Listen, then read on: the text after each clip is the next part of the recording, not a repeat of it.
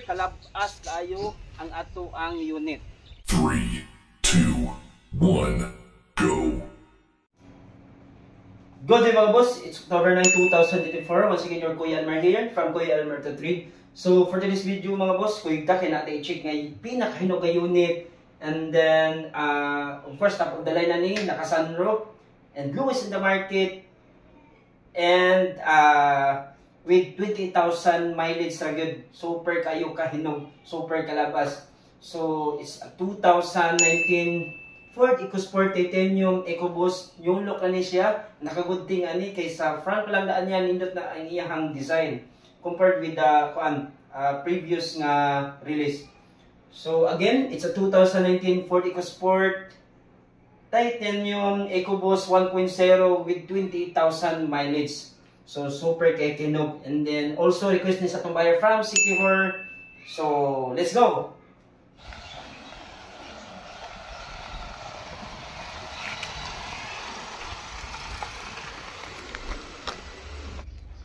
So Brother Jeep, finally we are now here. Excited na tamo demo soon to be your 2019 Ford EcoSport Titanium EcoBoost 1.0. So super tipid na ni sa gas. So Brother J, I guess sa tanan nga mga choices nga akong gisend nimo, pretty much sure you made the right decision. Why? Take a look. Super kalabas kayo ang ato ang unit.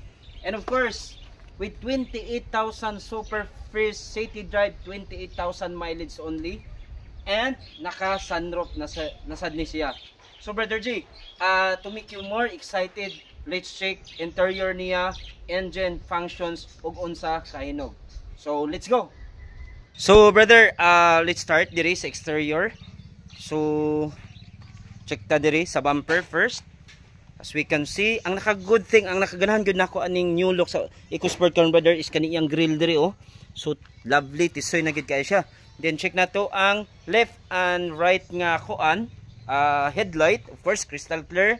So naka-sticker na siya sa legs. And then the fog lamps here, the signal light, left and right. So proceed ta diri sa left side corner niya. So as you can see, original paint. So naka tint ni siya pero dili jud ka itong dark. So as we can see sa bumper, original paint ra gid siya, no scratch and no dent. Super kahinog itong unit. So this is the power left side mirror, the door lock. Focus na to.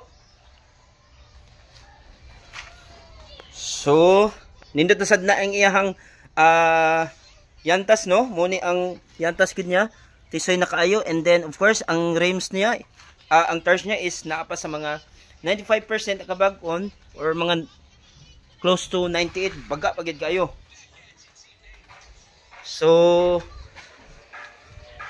of course say term ani basta kay. So proceed ta diri likod. So ang tail light niya, as we can see, sinaw gid kayo.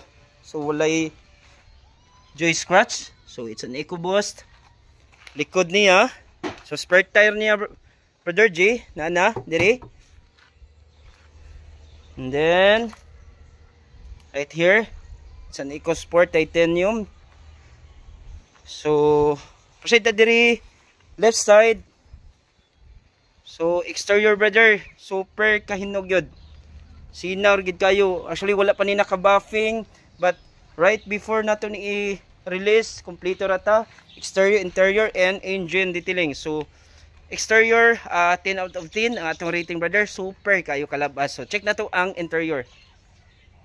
So by J, proceed ta interior ug unsa kahinog ang exterior. Of course ang interior super kayo kalabas.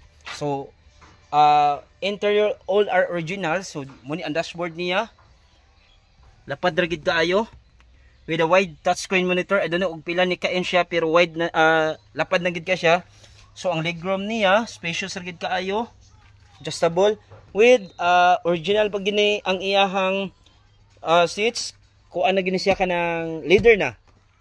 So pwede rin, actually pwede rin yun yung butang seat cover, pero I guess sa mga leather no need naman siya kay anything ako ani mo slide naman siya, easy to kuan na sad ni siya kanang wipe. So transmission niya super kayo kakuan, wala gi scratch. So ang iyahang steering wheel, so tara mga buttons niya perti kalabas Brother J. So ako balik-balikon, I think you made the right decision good brother. Super good kay kalabas ang atong unit. So diri passenger seat, of course leather siya ang iyang stock. Then as we can see ang iyang ceiling perti kalimpyo, wala gyud luwis, wala gyud mga stains or sa diha mansa, so ligrom limper gid kayo. So right, so kani muna niya ang iyahang sunroof. So pwede ra gyud nato na ablihan. So let's check anya sa pagpaanda nato. So again, ang exterior nato is 10 out of 10 gyud atong rating brother kay super kayo kalimpyo sad gyud. Alright, check nato, pandaraw nato ha, and check sa nato first ang engine, then proceed sa functions. So brother J, atong i-check ha ang iyahang functions, pandaraw ato makina, and then and the functions. So of course nakakilis niya kay since this is a post start button ha. So check na to ha. So first tama ka ng brake, and then right, one click ra gid siya. Alright, as we can see touch screen niya brother, ni welcome na, one click pagkalabli nga unit. So well, medyo high tech na gini siya nga kuan. So check na to, check na nato first ang mga functions niya, power mirror and power window. So check na to, power mirror here dire sa front. So up down functional lagi siya. And then right side there is passenger, up and down function lagi siya. Likod right side passenger. So kuan functional na. And then here, so functional sad siya ang ilahang yang left side. So proceed ta sa aircon. Of course naka-andara na siya, bugnaw na gid kaayo. So one pagani bugnaw na, perte ka bugnaw. So ang touchscreen brother super ka lovely, kuan gid kayo, white red kayo. Alright, Okay, magandang kamayong buntag sa tanan. so of course power mirror, check na to, check na to power mirror.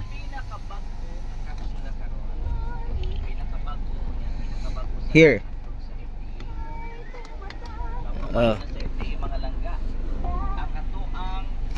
wait lang ha, medyo nabaguhan po kani tungod sa ka high tech na brother.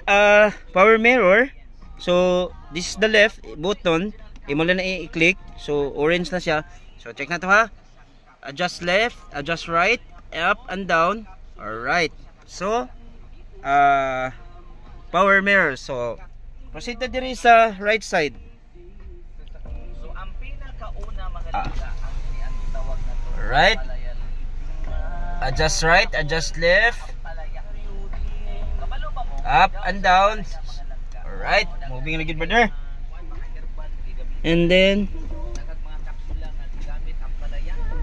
okay, so ang benepisyo sa ampalayan nga makuha nato, okay, katabang ni siya gabi kahit tingnan ni. And then I guess kuan na ni iyang mirror no. Okay brother, functional na tanan, interior walay problema. And then try natin i-test drive kadyot ni Ron, then magpa-video lang ta unsa kas mati-check sa nato ang engine brother. Of course ang pinaka-importante, and then the compartment sa likod ug unsa siya kas spacious. Alright brother G, of course ang pinaka-importante sa tanan ang engine na gyud no. So check nato ug unsa kahinog, unsa ka smooth iyang inandaran, unsa kahilom. So as we can see wala pa na nato gi clearly full detail sa engine niya, pero sino pag yun nadaan. So na-enjoy mga abugamay dito malikayan kay ato yarda is naram gid sa gawas. So as we can see perte ka bago pagit kay ato ang engine no, wa gyud problema. So battery is nyo, oil intact ra, transmission, engine. So wa ay problema. So gikan tagawas nagpaandar ta. Super kayo ka labas ang ato ang engine, brother. So focus lang gyud nato, hinay-hinayon. So makita gyud nimo no, oh kani. Mga kuan pa lang sinaw pagid kay siya. And I guess napay mga markings diri from kuan brand new. So labas ra gyud kay atong unit. Super, wala pa gyud ni na totally detailed tanan ha, pero how much more na og mabuffing nato ni and detail pagkalabli kasi unit. Hinog kayo. Brother J, check nato ang iyahang compartment sa likod. Kay anything na amoy mga lagyo nga lakaw, of course naa nimo ipansulod diri. So pag open nato diri, kompleto ta, tools, jack, kompleto ra gyud ta, warning device. And then of course, check nato ang spare tire. Medyo abog lang jud gamay lang jud kayo. But like I said, pag release nato ni, grabe na ni kahinog. Oh, wala na spare tire diri kay nanam diri sa likod. So which is naka-additional pugi points na diha gibot lang sad.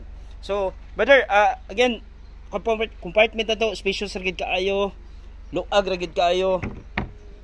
And yes, spacious ra gid siya.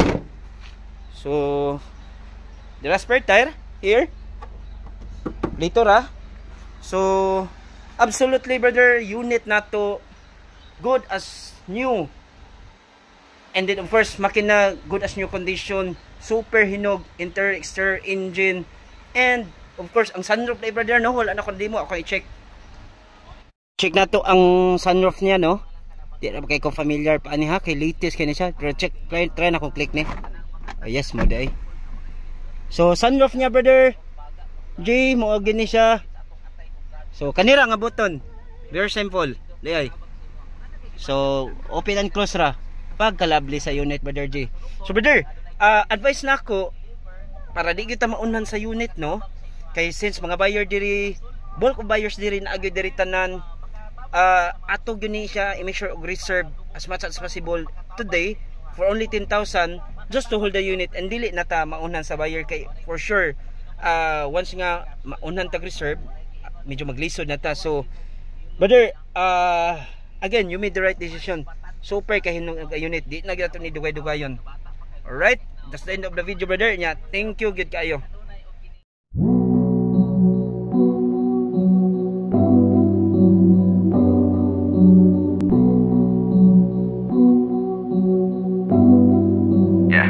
Turn the engine on and go.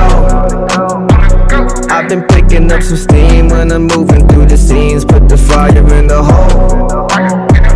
When I touch it, turn a cold. Calculating every step, I'll be focused on my goals. I be getting in the zone, always on the go, on a different mode. I be getting in the zone, I got a different tone, I'm on a higher note. Yeah, I'm betting all of myself, I know I gotta double down, accumulating my wealth. I'm becoming that powerhouse, never going back to where the power out. I'm doing something I'm proud about, no slow gas, no I'm out. Now I'm speeding off, yelling vomitos, calling the shots in these audibles. Every action is valuable, and every word I'm using is plausible. My story, my chronicles, every day I gotta learn something. If you know me, I came from nowhere, for super bad and I'll make love it. I keep my business on the low, making moves, I'm always in the lab or on the phone. Don't approach me like an amateur, you're dealing with a pro. Got the drive like Forrest, cruising up and down the coast. Turn the engine on and go. I've been picking up some steam when I'm moving through the scenes. Put the fire in the hole. When I touch it, turn a cold. Calculating every step, I'll be focused on my goals. I be getting in the zone, always on the go, on a different mode. I be getting in the zone, I got a different tone, I'm on a higher note. And I got it back, I'm always moving and I can't relax. I'm a little stubborn, hard-headed, only moving if the heart's in it. In other words, being authentic, and it's sports for me, I got the athletics. I'm competing here for this legacy, I can't build a brand or own equity. You can't pay the rent with a minimum wage, and you can't even save when you pay it like slaves. So I made that way with a little bit of pay. You can hear that pain when you hit that play. No joke.